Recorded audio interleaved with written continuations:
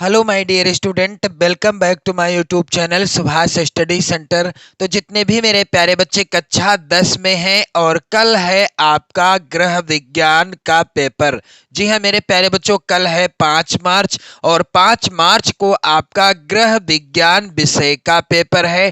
तो मेरे प्यारे बच्चों, आप लोग यहाँ पर ध्यान दीजिएगा, गृह विज्ञान विषय का पेपर कैसा आएगा, पेपर का पैटर्न कैसा रहेगा, किस तरीके के प्रश्न आएंगे, मैं आपके लिए इस मॉडल पेपर के जरिए बताऊंगा। और इस मॉडल पेपर के यदि आप प्रश्नों को तैयार कर लेते हैं तो 100% की गारंटी मेरी है कि आप जो है 70 में 70 का स्कोर कर सकते हैं या 70 में 65 प्लस का भी स्कोर बहुत ही आसानी से कर पाओगे। तो जितने भी मेरे प्यारे बच्चे कक्षा 10 के विद्यार्थी हैं, आज का यह वीडियो आप सभी के लिए मोस्ट इंपॉर्टेंट होगा। यहाँ पर आप लोग ध्यान देंगे, समय आपको बोर्ड परीक्षा में 3 घंटे 15 मिनट का मिलेगा। पेपर का पूर्णांक रहेगा मेरे प्यारे बच्चों 70 अंकों का। पेपर का पूर्णांक कितने अंकों का रहेगा? 70 अंकों का रहेगा। प्रारंभ के 15 मिनट परीक्षार्थियों को प्रश्न पत्र पढ़ने के लिए निर्धारित हैं, यानी 15 मिनट पहले आपको पेपर मिल जाएगा। किस लिए मेरे प्यारे बच्चों? पढ़ने के लिए। और आप यहाँ पर मान कर चलो कि 15 मिनट आपके पेपर को पढ़ने के लिए दिए जाएंगे आपको, तो 3 घंटे का समय बचेगा पेपर को सॉल्व करने के लिए। यहाँ पर नोट के अंतर्गत लिखा है मेरे प्यारे बच्चों, सभी प्रश्न अनिवार्य हैं। प्रत्येक प्रश्न के निर्धारित अंक उसके सम्मुख अंकित हैं। प्रश्न पत्र के 2 खंड हैं।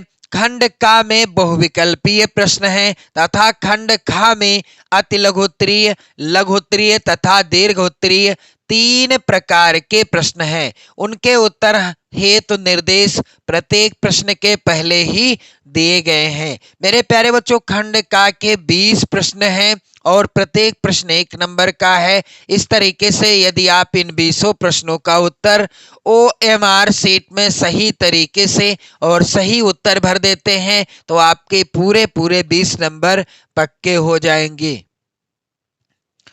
तो यहाँ पर आप लोग ध्यान देंगे, आगे यहाँ पर खंड का है जिसके वस्तुनिष्ठ अर्थात बहुविकल्पी प्रश्न है। तो यहाँ पर आप लोग ध्यान दीजिएगा मेरे प्यारे बच्चों, निर्देश दिया गया है प्रश्न संख्या 1 से 20 बहुविकल्पी हैं। निम्नलिखित प्रश्नों में प्रत्येक के 4 वैकल्पिक उत्तर दिए गए हैं।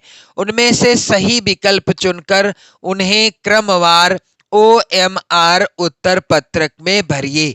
यानी जो विकल्प सही है आपको उसी को गोला काला करना है। मान लीजिए पहले प्रश्न में ए विकल्प सही है तो ए वाले गोले को काला किया जाएगा, बी सही है तो बी वाले को, सी है या डी है तो उसको आप काला करेंगे। मेरे प्यारे बच्चों, मैं आपसे रिक्वेस्ट करना चाहूंगा कि आप इन सभी प्रश्नों को रट लेना, क्योंकि ये सभी प्रश्न बोर्ड परीक्षा यानी कल आपका बोर्ड एग्जाम है गृह विज्ञान विषय का, आपकी बोर्ड परीक्षा में यहां से प्रश्न 100% आ सकते हैं। तो मेरे प्यारे बच्चों, आप सभी लोग इन प्रश्नों को जरूर रट लीजिएगा।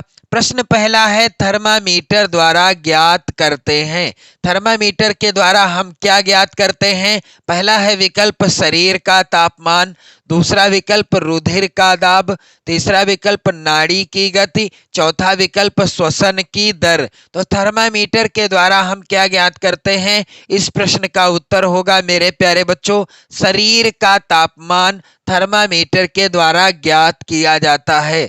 प्रश्न यहाँ पर दूसरा है, गर्म सेंक किस अवस्था में दी जाती है? तो यहाँ पर आप लोग ध्यान दीजिएगा, विकल्प है इस प्रश्न का पहला तेज ज्वर में, दूसरा विकल्प है तीव्र दर्द में और तीसरा विकल्प है स्पंज करते समय, चौथा विकल्प है इनमें से कुछ नहीं यानी कोई नहीं। तो गर्म सेंक किस अवस्था में दी जाती है? इसका उत्तर होगा तीव्र दर्द होने पर गर्म सेंक दिया जाता है। प्रश्न संख्या यहाँ पर 3 है मेरे प्यारे बच्चों, किस पोषक तत्व से हड्डियां मजबूत होती हैं? यहाँ पर आप लोग ध्यान दीजिएगा, पहला विकल्प सोडियम, दूसरा विकल्प प्रोटीन, तीसरा विकल्प वसा, चौथा है विकल्प कैल्शियम। तो किस पोषक तत्व से हड्डियां मजबूत होती हैं? मेरे प्यारे बच्चों, इस प्रश्न का उत्तर क्या हो जाएगा? कैल्शियम एक ऐसा पोषक तत्व है जिससे हमारी हड्डियां क्या होती हैं? मजबूत होती जाती हैं। प्रश्न संख्या 4 है मेरे प्यारे बच्चों, गाजर उत्तम स्रोत है। गाजर किसका उत्तम स्रोत है? क्या प्रोटीन का, लौह तत्व का, या कैल्शियम का, या विटामिन ए का? तो गाजर किसका उत्तम स्रोत है मेरे प्यारे बच्चों? गाजर विटामिन ए का उत्तम स्रोत है। प्रश्न संख्या मेरे प्यारे बच्चों यहाँ पर आप देख पा रहे हैं, 5वां है, संक्रामक रोग फैलते हैं। तो संक्रामक रोग आप सभी को पता है, जल के द्वारा फैलते हैं, वायु के द्वारा भी फैलते हैं, और संपर्क के द्वारा भी संक्रामक रोग फैल जाता है। यहाँ पर उत्तर होगा उपरोक्त सभी के द्वारा संक्रामक रोग फैलते हैं। प्रश्न संख्या 6 है मेरे प्यारे बच्चों, डेंगू रोग फैलता है। तो डेंगू रोग कैसे फैलता है? पहला है विकल्प दूषित वायु से, दूसरा विकल्प है दूषित जल से, तीसरा विकल्प है मच्छर के काटने से, चौथा है उपरोक्त सभी से। तो डेंगू रोग फैलता है मच्छर के काटने से, यहाँ पर राइट आंसर हो जाएगा। मेरे प्यारे बच्चों, प्रश्न संख्या यहाँ पर आप लोग ध्यान दीजिएगा, कह रहा है 7वां प्रश्न कि मक्खियों द्वारा फैलता है। मक्खियों के द्वारा कौन सा रोग फैल जाता है? पहला है विकल्प तपेदिक, दूसरा हैजा, तीसरा डेंगू, चौथा मलेरिया। तो हैजा रोग किसके द्वारा फैलता है? मक्खियों के द्वारा भी फैल जाता है। प्रश्न संख्या 8 है मेरे प्यारे बच्चों, रक्त की शुद्धि किस अंग में होती है? क्या यकृत में होती है, या हृदय में, या फेफड़ों में, या आहार नाल में? तो हमारे रक्त की शुद्धि किस अंग में होती है? आप सभी जानते हैं फेफड़ों में रक्त की शुद्धि यानी खून शुद्ध हो जाता है, किसमें? फेफड़ों में जाकर। प्रश्न संख्या 9 है मेरे प्यारे बच्चों, किसी परिवार का निश्चित अवधि में होने वाला फायदे का लेखा जोखा क्या कहलाता है? क्या व्यय कहलाता है, आमदनी, या बैंक खाता, या बजट?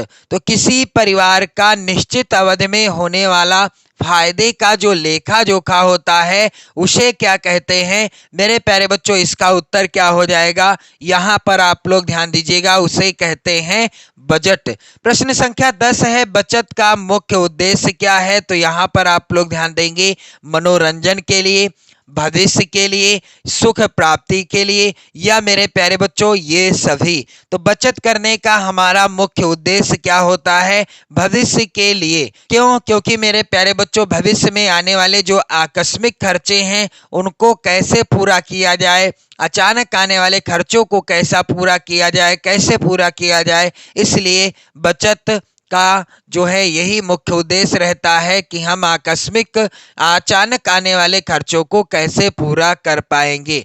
अगला प्रश्न मेरे प्यारे बच्चों है, 5 लीटर दूध का दाम 220 रुपया है, तो 1 लीटर दूध का दाम क्या होगा? इस तरह का एक प्रश्न जरूर आएगा आपकी बोर्ड परीक्षा में।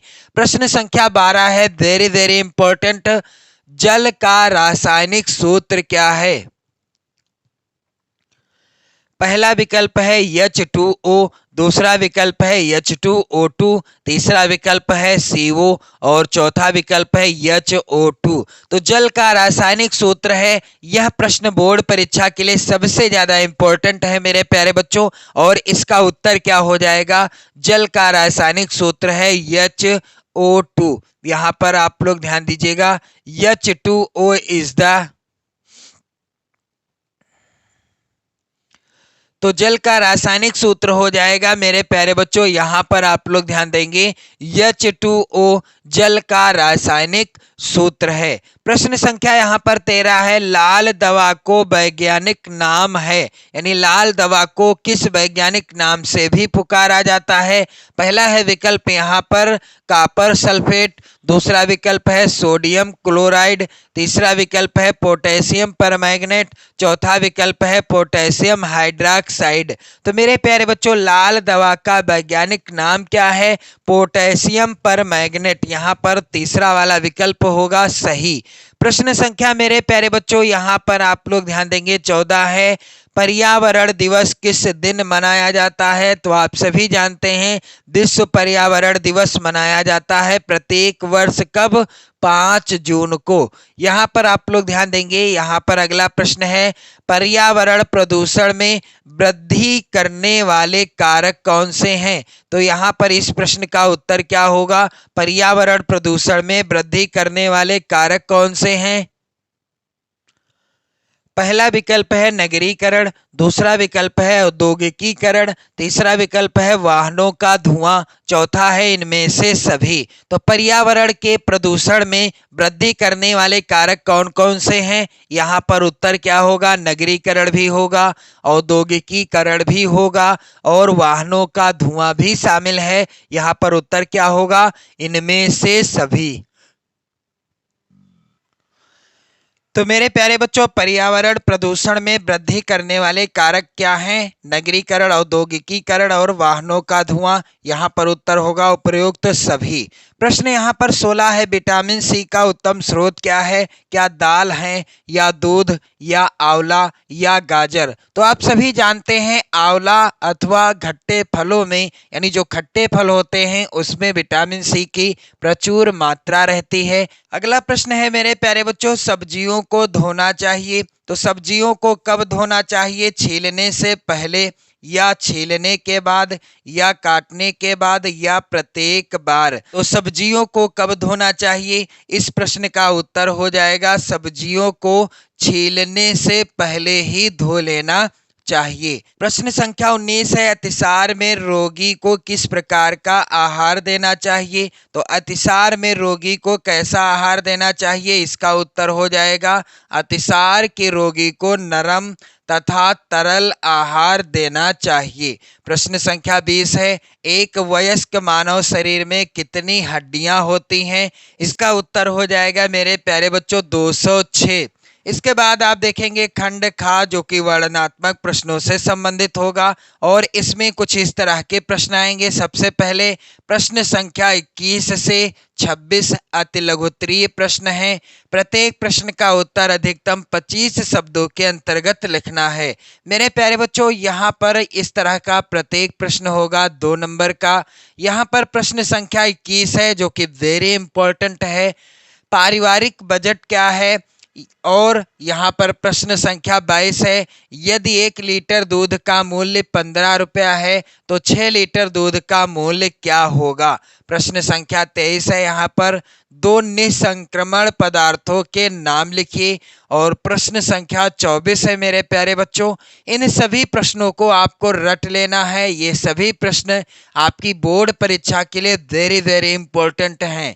मेरे प्यारे बच्चों, यहाँ पर प्रश्न है कि सिलाई मशीन की सुई टूटने के कोई 2 कारण बताइए।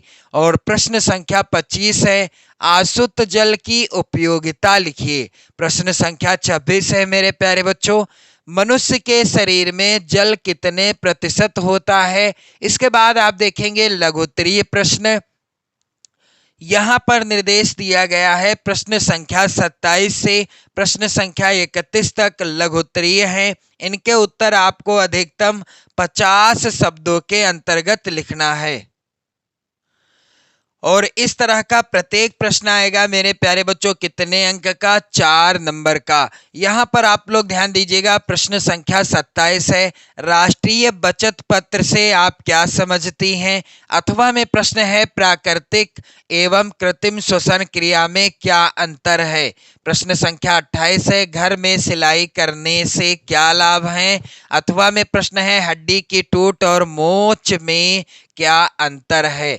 प्रश्न संख्या 29 है मेरे प्यारे बच्चों ग्रह गणित का ज्ञान होना गृहिणी के लिए क्यों आवश्यक होता है? और प्रश्न संख्या यहाँ पर 29 का अथवा है मेरे प्यारे बच्चों। यहाँ पर आप लोग ध्यान देंगे सिलाई की किन्हीं 5 सामग्रियों के नाम और प्रयोग लिखिए। अगला प्रश्न संख्या 30 वेरी इंपॉर्टेंट है शुद्ध जल तथा अशुद्ध जल में अंतर स्पष्ट कीजिए। और अथवा में प्रश्न है निर्जलीकरण क्या है? इसके लक्षण लिखिए।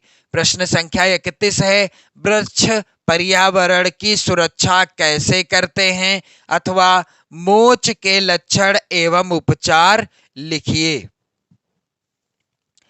इसके बाद मेरे प्यारे बच्चों दीर्घोत्तरीय प्रश्न आपको देखने को मिलेंगे। यहाँ पर निर्देश दिया गया है प्रश्न संख्या 32 से 34 तक दीर्घोत्तरीय हैं। प्रश्न संख्या 32 व 33 के विकल्प दिए गए हैं। प्रत्येक प्रश्न के एक ही विकल्प का उत्तर लिखना है और प्रत्येक प्रश्न के उत्तर आपको अधिकतम 100 शब्दों के अंतर्गत देना है और इस तरह का प्रत्येक प्रश्न पूछा जाएगा 6 नंबर का। तो मेरे प्यारे बच्चों यहाँ पर मोस्ट इंपॉर्टेंट प्रश्न है, पेचिश और अतिसार में क्या अंतर है? अतिसार के कारण लक्षण और उपचार लिखिए। प्रश्न यहाँ पर 32 का अथवा है, डेंगू से आप क्या समझती हैं? इसके लक्षण एवं उपचार लिखिए। प्रश्न संख्या 33 है, श्वसन तंत्र से या श्वसन तंत्र से आप क्या समझते हैं? श्वसन तंत्र की सहायता करने वाले अंगों का संक्षेप में वर्णन कीजिए। प्रश्न है 33 का अथवा मेरे प्यारे बच्चों, अस्थि भंग से आप क्या समझते हैं? अस्थि भंग के लक्षण बताइए। इसके बाद प्रश्न संख्या 34 है, यहाँ पर आप लोग ध्यान देंगे, स्पंज करने का क्या आशय है? स्पंज करने की विधि लिखिए। स्पंज करते समय क्या सावधानियां रखनी चाहिए? तो मेरे प्यारे बच्चों इसी पैटर्न पर आएगा आपका बोर्ड परीक्षा का पेपर, तो आप लोग वीडियो शेयर कर दें। इन सभी प्रश्नों को एक बार जरूर पढ़ लें, यहाँ से प्रश्न 100% पूछे जाएंगे आपकी बोर्ड परीक्षा में। तो मेरे प्यारे बच्चों वीडियो शेयर कर दें, लाइक कर दें। जय हिंद।